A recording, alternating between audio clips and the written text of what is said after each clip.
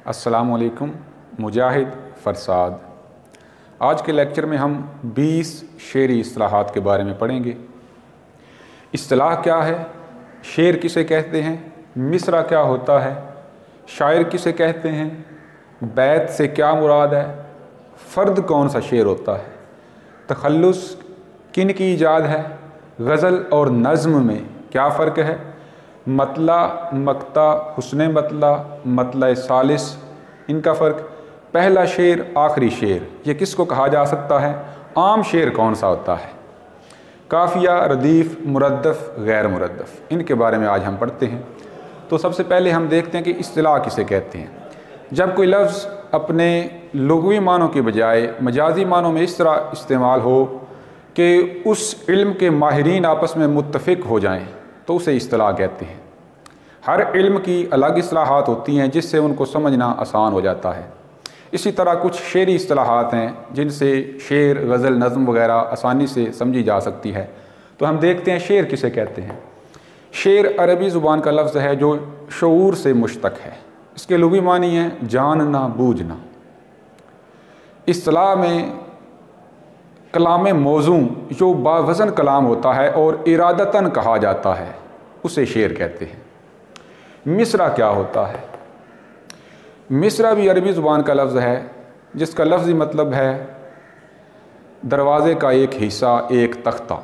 यानी जिस तरह शेर के दो मिसरे होते हैं उनमें से एक हिस्सा जो होता है ना, जिस तरह दरवाज़े का एक तख्ता होता है, इसी तरह शेर का एक हिस्सा, शेर के दो मिसरे होते हैं, दो हिस्से होते हैं, उनमें से एक जो आता है वो मिसरा कहलाता है। शायर किसे कहते हैं, शायर साहिब शऊर को कहते हैं लुग़वी मानों में, लेकिन इस्तिलाही मानों में वो इंसान जो शेर कहता है उसे शायर कहते हैं। बैत, बैत वो शेर होता है जिसके दोनों मिसरे आपस में हम काफ़िया होते हैं। यानी ये ज़हन में रखें, आम तौर पर बैत का लफ्ज़ जो है वो इसके लुग़वी मानी तो घर के हैं, लेकिन दो मिसरे जो आपस में दोनों हम काफ़िया हों, ऐसा नहीं हो सकता कि एक मिसरा हो उसमें एक काफ़िया हो और दूसरे में काफ़िया ना हो, उसको हम बैत नहीं कह सकते। उसको जो है वो फ़र्द कह सकते हैं। यानी फ़र्द वो शेर होता है जो किसी नज़्म, गज़ल, मसनवी या कसीदा वगैरह का हिस्सा नहीं होता।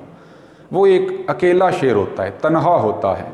और जो दीवान होते हैं, कुलियात होते हैं, उनमें ये फ़र्दियात के नाम से ऐसे शेर जो है ना वो जमा किए जाते हैं। तखल्लुस, तखल्लुस शुअराए ईरान की ईजाद है। इससे पहले तखल्लुस नहीं होता था। और तखल्लुस के लुग़वी मानी हैं रिहाई पाना, छुटकारा हासिल करना। तो शायर जब अपने नाम की जगह शेरों में कोई और नाम या फिर अपना ही नाम शायरी में इस्तेमाल करता है तो उसे तखल्लुस कहते हैं। गज़ल और नज़्म में फ़र्क, अगरचे ये दोनों ही शायरी की किस्में हैं, गज़ल भी शेरी इस्तिलाह है और नज़्म भी, लेकिन इनमें ख़ास फ़र्क है। गज़ल के लुग़वी मानी हैं औरतों से बातें करना या औरतों की बातें करना। जब हिरन के पीछे शिकारी कुत्ते या कोई और शिकारी जानवर लगता है तो उसके मुंह से एक दर्दनाक चीख निकलती है, उसे भी गज़ल कहते हैं। लेकिन इस्तिलाह में हम देखें तो ये वो सिन्फ़ शायरी है जिसमें जब दर्द और सोज़, तग़ज़्ज़ुल, ऐसी चीज़ें, हुस्न वगैरह, इश्क, ये सारी चीज़ें जब शामिल हो जाती हैं तो वो गज़ल बन जाती है। अब हम नज़्म की तरफ आते हैं। नज़्म भी अरबी ज़ुबान का लफ्ज़ है जिसका मतलब है परोना, मोती परोना, तरतीब देना। इस्तिलाही मानों में देखें तो ये वो सिन्फ़ शायरी है जिसमें कोई एक मौजू होता है, उस मौजू के मुताबिक बाकी शायरी की जाती है। यानी गज़ल और नज़्म में ख़ास फ़र्क ये है कि गज़ल का हर शेर इकाई की हैसियत रखता है। यानी पहला शेर अल्लाह के बारे में हो सकता है, दूसरा शेर उस्ताद के बारे में हो सकता है, तीसरा शेर महबूबा के बारे में हो सकता है, इसी तरह। और नज़्म में ऐसा नहीं होता। नज़्म में जो उन्वान दिया जाता है, जैसे हम्द, अब ये नज़्म है, हम्द चूँकि अल्लाह की तारीफ़ होती है तो इसमें मुकम्मल अशार सिर्फ़ अल्लाह की तारीफ़ में होंगे। जैसे नात है, नात भी नज़्म है तो उसमें नबी पाक की तारीफ़ बयान की जाएगी। कोई भी एक मौजू होता है और उसमें आगे सारे शेर कहे जाते हैं।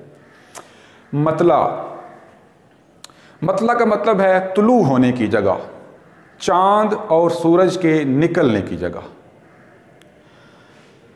अब मतला के लिए दो शर्तें हैं, वो लाजमी ज़हन में रखें। उनमें एक शर्त की भी कमी हो जाए तो वो मतला नहीं रहता।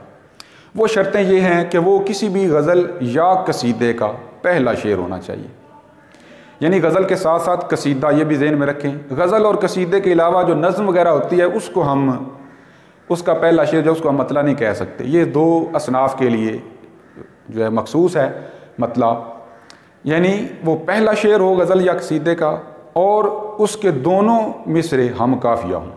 यानी दो शर्तें हैं। पहली शर्त ये है कि वो पहला शेर हो, दूसरी शर्त ये है कि दोनों मिसरे हम काफ़िया हों। मसलन हम ये जिगर मुरादाबादी की गज़ल देखते हैं, हमको मिटा सके ये ज़माने में दम नहीं, हमसे ज़माना खुद है ज़माने से हम नहीं। अब ये पहला शेर भी है गज़ल का, और दम और हम, ये इसमें काफ़िया अल्फाज इस्तेमाल हुए हैं, दोनों मिसरों में काफ़िया है, इसलिए इसमें दोनों शर्तें पूरी हो रही हैं, इसको हम मतला कह सकते हैं। उसके बाद मक्ता। मक्ता कता से निकला है, इसका मतलब है काटने की जगह, ख़त्म करने की जगह, यानी जहाँ पर गज़ल ख़त्म हो जाती है। इसके लिए भी मतला की तरह दो शर्तें हैं, वो दोनों पूरी होंगी तो हम उसे मक्ता का नाम देंगे, वरना मक्ता नहीं कह सकते। पहली शर्त यह है कि वो गज़ल या कसीदे का आखिरी शेर हो। दूसरी शर्त यह है कि उस आखिरी शेर में शायर ने अपना तखल्लुस भी इस्तेमाल किया हो, वरना हम उसे सिर्फ आखिरी शेर कहेंगे। वो यहाँ पर जो आखिरी शेर इसमें हम पढ़ेंगे। तो अब हम इसमें से देखते हैं, मर्गे जिगर पे क्यों तेरी आँखें हैं अश्करेज़, एक सानहा सही मगर इतना अहम नहीं। तो इसमें जिगर मुरादाबादी ने अपना तखल्लुस भी इस्तेमाल किया है और ये गज़ल का आखिरी शेर भी है, तो इसको हम मक्ता कह सकते हैं। हुस्ने मतला। अब हुस्ने मतला की तारीफ़ में इख्तलाफ पाया जाता है, लेकिन जो दुरुस्त है वो मैं बताने लगा हूँ। पहला मतला जो होता है, उसके बाद भी अगर दूसरा शेर उसके दोनों मिसरों में काफ़िया इस्तेमाल हो जाए तो हम उसे हुस्ने मतला कहेंगे। आमतौर पर इसकी तारीफ़ ये की जाती है कि तमाम मतलों के बाद जो मतला होता है वो हुस्ने मतला होता है, ऐसा नहीं है। पहला मतला जो होता है उसके बाद जो शेर होता है और उसमें दोनों मिसरे हम काफ़िया होते हैं, वो हुस्ने मतला होता है। और हुस्ने मतला के दो नाम और भी हैं, ज़ेब मतला और मतला सानी। ये दोनों नाम भी याद रखें, हुस्ने मतला के दो नाम हैं, ज़ेब मतला और मतला सानी। तो ये शेर देखते हैं, बेफ़ायदा अलम नहीं बेकार गम नहीं, तौफीक दे खुदा तो ये नेमत बेकम नहीं, गम कम। अब देखें ये दूसरा शेर है और इसमें भी दोनों मिसरे हम काफ़िया हैं और असल मतले के बाद ये मतला भी आ रहा है, तो ये हुस्ने मतला कहलाएगा। मतला सालिस। अगर तीसरा शेर भी दोनों मिसरों के लिहाज से हम काफ़िया हो, यानी हम काफ़िया पाया जाए दोनों मिसरों में, तो उसको हम मतला सालिस कहेंगे। जैसे मेरी ज़ुबान पे शिकवे अहले सितम नहीं, मुझको जगा दिया यही एहसान कम नहीं, सितम और कम। अब ये तीसरा शेर है लेकिन इसमें भी दोनों मिसरों में हम काफ़िया है, तो इसलिए हम इसको मतला सालिस कह सकते हैं। अब देखते हैं पहला शेर कौन सा होता है। क्या हम इसको पहला शेर कह सकते हैं? हालांकि पहला शेर है, लेकिन हम इसको पहला शेर इस्तिलाह के लिहाज से नहीं कह सकते। वजह यह है कि ये चूँकि दोनों मिसरों में हम काफ़िया, तो ये मतला होगा, पहला शेर नहीं होगा। अगर किसी गज़ल या कसीदे का पहला शेर हो लेकिन उसमें काफ़िया ना पाया जाए, यानी दोनों मिसरों में काफ़िया ना हो, सिर्फ दूसरे मिसरे में काफ़िया हो, यानी पहला शेर भी ऐसा हो जिसके दोनों मिसरे हम काफ़िया ना हो, तो उसको हम पहला शेर कहेंगे। और आखिरी शेर, अगर वो आखिरी हो लेकिन उसमें तखल्लुस इस्तेमाल ना हुआ हो, अगर तखल्लुस भी इस्तेमाल हो जाए तो फिर वो मक्ता बन जाता है, आखिरी शेर नहीं रहता। आम शेर क्या होता है? अब ये देखें कि जब अगर हम इस्तिलाह देखें, ये मतला है, ये हुस्ने मतला है, ये मतला सालिस है, अब ये मक्ता है। अब ये शेर बाकी रह गया है, इसकी कोई और तारीफ़ नहीं, इसको हम आम शेर कहेंगे। या रब हुजूम दर्द को दे और वुसअतें, दामन तो क्या अभी मेरी आंखें भी नम नहीं। अब इसमें देखें काफ़िया था लेकिन इस मिसरे में काफ़िया नहीं, लिहाजा हम इसको मतला चारम नहीं कह सकते, ये सालस तक थे। तो ये शेर जो है ना, ये ना ही मक्ता है, ना ही मतला है, ना ही हुस्ने मतला है, ना ही मतला सालिस या चहारुम है, तो इस तरह फिर ये आम शेर कहलाएगा।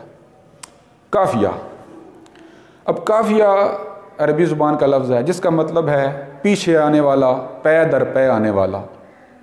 तो इस्लाह में अगर हम देखें तो हम वज़न अल्फाज वो काफिया होते हैं, जैसे ये दम, हम, गम, कम, सितम, नम, अहम, ये सारे हम वज़न अल्फाज हैं, हम आहंग हैं, तो इनको हम काफिया कहेंगे।